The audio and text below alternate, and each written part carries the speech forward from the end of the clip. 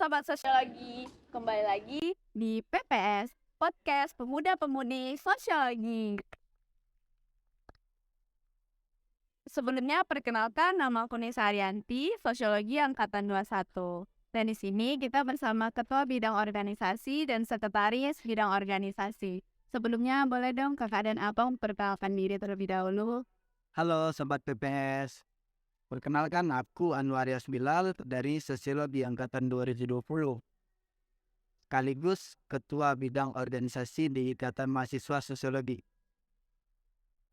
Nah selanjutnya boleh kakaknya, awal Sobat PPS, perkenalkan, nama aku Agustina Pasaribu, Sosiologi Angkatan 2021. Nah di sini aku sebagai Sekretaris Bidang Organisasi di KPH Uspar tahun 2 hours later. Nah, hari ini kita akan membahas tentang kaderisasi. Gimana kaderisasi ini termasuk tupoksi dari bidang organisasi. Oke, Kak Bang, saya akan mempertanyakan sedikit banyak-banyak langsung ke kaderisasi ya. Kira-kira apa sih Kak Bang kaderisasi itu? Kaderisasi itu ialah proses pelatihan dan pengembangan seseorang untuk menjadi pemimpin, menjadi kader-kader yang baik dalam kehidupan sehari-hari dan dalam sebuah wadah organisasi seperti itu. Di kaderisasi itu untuk menciptakan seorang pemimpin ya guys ya, dimana mereka itu bisa jadi pemimpin di dalam kampus, di luar kampus gitu. Jadi ada wibawa seorang pemimpin yang diciptakan dari kaderisasi, keren. Nah selanjutnya siapa sih Kak Bang yang melakukan kaderisasi dan siapa yang akan dikaderisasi? Untuk yang melakukan kaderisasi itu dalam Ikatan Mahasiswa Sosiologi itu seperti yang dijelaskan tadi awal adalah tupoksi dari bidang organisasi. Nah, jadi bidang organisasi ini melakukan kaderisasi. Siapa yang dikaderisasi itu adalah seluruh pengurus organisasi, seluruh pengurus INS, dan juga tim magang. Seperti yang sama-sama kita ketahui, kalau dalam kepengurusan kita punya tim magang. Jadi kaderisasi itu bisa jadi dari pengurus, bisa tim magang, atau adik-adik yang bahkan nggak masuk tim magang itu ya Kak. Bisa tentunya ya. Selanjutnya apa sih kira-kira tujuan dan manfaat dari kaderisasi ini Kak Bang?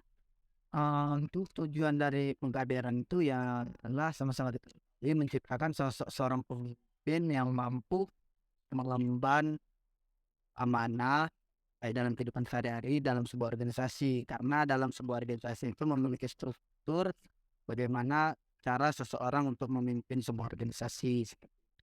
Menciptakan calon-calon ya Bang. Betul. Berarti selanjutnya apakah ada tambahan dari Kak Tina? Nah dengan kaderisasi ini anggota organisasi itu dapat belajar mengenai kepemimpinan gitu. Ada juga dalam proses kaderisasi itu kita juga belajar tentang komunikasi, terus juga ada bekerja sama dalam visi itu terutama paling lah gitu. Orang pemimpin kan wajib nih harus tahu gimana caranya kerjasama dalam tim. Berarti tujuan dan manfaatnya itu kalau pemimpin itu sudah pasti mereka harus bisa bekerja sama dengan tim gitu ya Kak. Oke, selanjutnya apakah ada nih Kak Bang yang tidak ikut kaderisasi? Dan bagaimana cara pengurus apalagi dari bidang organisasi nih mengajak adik-adiknya untuk masuk ke dalam kaderisasi ini? Sebetulnya tidak ada, seluruhnya itu bisa ikut dalam sebuah proses untuk pengkaderan baik dalam kehidupan sehari-hari maupun dari organisasi. Kalau di Ikatan Mahasiswa Sosiologi sendiri, Ikatan Mahasiswa Sosiologi sendiri yang ikut andil dalam proses pengkaderan itu ya seluruh pengurus sebenarnya, baik dalam bidang organisasi maupun bidang-bidang lain, karena ya dari tujuannya saja untuk proses pengkaderan itu ya sangat baik lah seperti itu. Jadi semua ikut, dan yang dikader itu seluruhnya baik itu pengurus maupun adik-adik kita seperti itu. Berarti yang ikut itu jadi dari tim magang tadi ya Kak? Iya betul. Bisa juga dari tim magang. Sebenarnya tadi kan diwajibkan nih setiap pengurus dan juga tim magang itu wajib ikut pengkaderan gitu, kaderisasi. Nah, namun kita juga bisa mengajak nih yang tidak ikut tim magang tadi kan itu kan bisa terbilang tidak mau ikut gitu kan. Tapi kita tetap mewadahi nih, kita beri kesempatan untuk ikut dalam kepanitiaan. Nah, di dalam kepanitiaan itu nantinya mereka bakal belajar nih mengenai kaderisasi ini gitu. Jadi mereka bakal belajar untuk mengatur ya, sebuah wadah gitu, mengatur di dalam situ seperti ketupat itu gimana caranya merangkul anggota-anggotanya, dan anggota-anggotanya. Itu kan juga termasuk nih dalam kaderisasi gitu. Juga pasti nih, ini penting banget nih. Itu walaupun tidak ikut dalam tim magang, sebenarnya di kampus itu wajib berproses. Ya, ya. Minimal dimulai dari hal-hal kecil.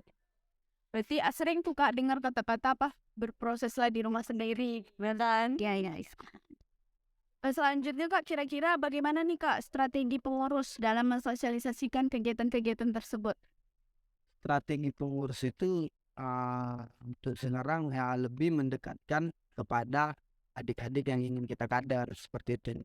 Ya kita sharing tentang apa yang kita rasakan, tentang apa yang kita alami, tentang apa yang sudah menjadi pengalaman kita. Karena pengalaman kita belum tentu dimiliki sama mereka seperti itu. Jadi kita men-sharing tentang pengalaman kita menjadi seorang sosok pemimpin seperti itu. Berarti itu kayak pendekatan gitu ya Bang? Pendekatan diri. PDKT. Iya kan, betul. Mau semuanya itu dari PDKT ya guys. Baru kalau ada nyaman boleh nih coba-coba masuk panitiaan, pengurusan. Nah, terus selanjutnya nih Bang, Kak, selain perkaderan, apa ada gitu peraturan khusus di organisasi? Kalau untuk peraturan khusus sendiri, namanya sebuah organisasi sudah diatur dalam sebuah anggaran dasar. Nah, anggaran dasar menjadi salah satu patokan seorang pengurus seperti itu. Dan kami dalam bidang organisasi selain pada peraturan yang ada di dalam anggaran dasar anggaran rumah tangga seperti itu, kami membuat beberapa peraturan di luar dari itu yang tujuannya ya mendisiplinkan seseorang dan merubah etika dan moral mereka seperti itu. Berarti itu peraturannya itu lebih ke gimana seorang pemimpin itu memiliki attitude yang baik dan benar. Selanjutnya apakah ada tambahan Kak? Seperti yang dijelaskan oleh Habitat ini kan. Kalau untuk peraturan tuh nggak ada pastinya ya. Kalau peraturan khusus sebenarnya nggak ada ya. Mungkin sih peraturan, tapi menurut aku nih ya ada peraturan yang spesial nih. Sebenarnya biasa aja seperti misalnya menjawab salah, mengucap salah, ucapkan terima kasih, tolong dan maaf, terus 3S. Ini basic ya. Tapi pemimpin itu wajib punya dasar etika. Karena kadang kalau kita tuh udah capek, itu jadi individual kan. Bilang tolong aja tuh bisa kayak susah banget deh. Susah banget. Kayak tolong dong itu gitu. Bisa nggak? Kayak gitu-gitu kayak banyak marahnya gitu. Betul. Itu juga kan sebagai dasar nih kan. Kalau misalnya kayak gitu seorang pemimpin nggak boleh gitu. Ya, nah dia harus bisa kontrol emosi dong. Nah, tolong, maaf dan terima kasih ini wajib sebagai dasar etika. Terus Kak kira-kira nih kan pengkaderan atau kaderisasi gitu, ada nggak sih Kak wadah lagi gitu dari organisasi dia paling spesial ya? Jadi sebenarnya yang paling penting nih, ini salah satu acara paling penting di IMF nih ya, terutama dari bidang organisasi itu ada namanya latihan kepemimpinan mahasiswa sosiologi. Nah, latihan kepemimpinan mahasiswa sosiologi ini sebagai tempat untuk kaderisasi paling bagus gitu lah. Nah, di dalam situ nanti bakal banyak pelajaran yang bisa didapat oleh peserta. Oh iya banget nih. Mungkin boleh nih dijelaskan apa aja benefit dari LKMS sama bidang kedua bidang. Benefitnya tuh ada beberapa, yaitu kepemimpinan. Ya itu ya sama-sama kita tahu ya bagaimana caranya kita menjadi seorang pemimpin. Terus ada dinamika konflik. Itu bagaimana caranya kita meminimalisir sebuah masalah dan bagaimana caranya kita untuk menyelesaikan masalah tersebut. Dan kesekretariatan. Untuk kesekretariatan mungkin Dan surat-surat itu dari surat menyurat, bagaimana cara kita tahu sebuah ada surat, tanggal, banyak sih yang perlu diperhatikan dalam sebuah surat. Nah, surat itu termasuk penting sih gitu. Jadi di situ kita mempelajari bagaimana cara untuk surat menyurat seperti itu. Karena itu kesekretariatan tadi bisa dibilang saya pribadi itu hasil dari LK ya. Hasil dari LK bisa gitu kan. Jadi memang penting banget ya untuk kehidupan sehari-hari terutama dalam berorganisasi di Bahrain. Terus ada lagi yang namanya human relation, terus administrasi keuangan dan public speaking. Lalu ada juga mengenai teknik persidangan. Lalu di situ ada lagi kita untuk mempelajari yang namanya dinamika aksi seperti itu. Banyak benefit yang kita dapatkan ketika kita mengikuti LKMS. Karena pada dasarnya LK itu ialah latihan kepemimpinan. Bagaimana cara kita untuk melatih diri kita menjadi sosok seorang pemimpin. Itu. Nah, dengar-dengar nih ya Kak, Bang, LK nih sebentar lagi ya. Ya, boleh nggak skill tanggalnya Kak, Bang? Untuk LK sendiri, insya Allah itu dilakukan pada tanggal 27 April, 27 Mei sampai 28 Mei. Ya guys, tanggal 27 sampai 28 Mei akan dilakukan LK di, udah ada belum nih Kak tempatnya? Rahasia. Ini masih rahasia sih.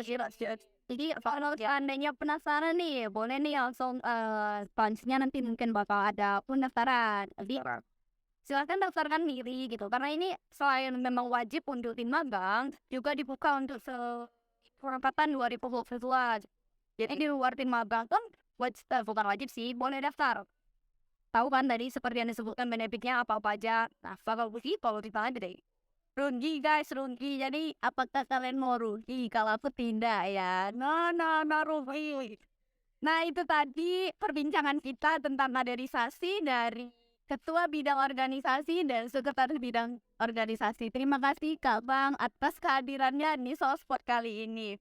Nah, itu saja dari kami. Mohon maaf apabila ada salah-salah kata. Dadah.